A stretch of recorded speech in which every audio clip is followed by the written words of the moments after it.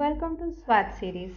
હું નેહા આજે તમારા માટે લઈને આવી છું સમર મોર્નિંગ બ્રેકફાસ્ટ, જે તમે તમારી વેઇટ લોસની જર્નીમાં બી ટ્રાય કરી શકો છો. તો જોઈ લઈએ આપણે એ શું છે. તો આજે આપણે બનાવીશું એક સ્મૂધી.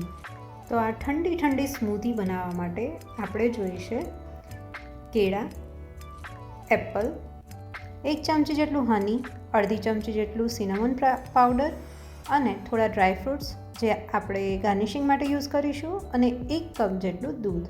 તો હવે આપણે આ જે કેળા છે એને આપણે પીલ ઓફ કરી દઈશું. જો કેળા તમારા વધારે પાકી ગયા હોય તો પણ વાંધો નહીં આવે, આ સ્મૂધીમાં એનો સ્વાદ છે એ વધારે સારો લાગશે. આપણું જે એપલ છે એને આપણે રફલી ચોપ કરી લઈએ. અહીં હું એપલ છાલ સાથે જ લઈ રહી છું.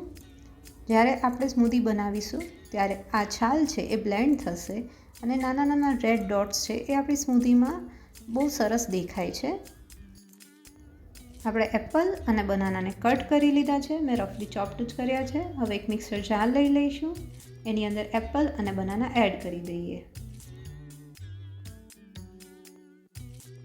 હવે એડ કરી દઈએ સિનેમન પાવડર એન્ડ હની. હની છે એ નેચરલ શુગર તરીકે યુઝ કર્યું છે, આપણે એક્સ્ટ્રા શુગર એડ કરવાની નથી.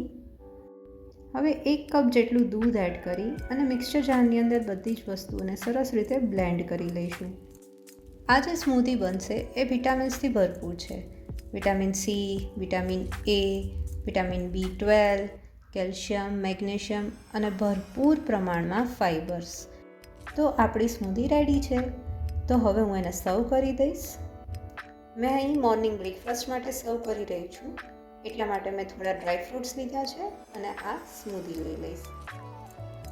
આ સ્મૂધી છે એ તમારી એનર્જીને બૂસ્ટ કરે છે અને તમને લોંગ ટાઈમ સુધી ફૂલ રાખે છે, જેના લીધે તમે 1 ગ્લાસ સ્મૂધીથી જ લોંગ ટાઈમ સુધી એનર્જી ફીલ કરો છો. તો તમને આ મારો વિડીયો કેવો લાગ્યો એ મને કમેન્ટ બોક્સમાં લખીને જરૂરથી કહેજો. અને તમે અમારી ચેનલ હજી સુધી સબસ્ક્રાઈબ ના કરી હોય તો અમારી ચેનલને જરૂરથી સબસ્ક્રાઈબ કરો અને અમારા વિડીયોને લાઈક કરો. અને આવી જ નવી નવી વાનગીઓ જોવા માટે અમારી ચેનલને જોતા રહેજો. Thank you for watching.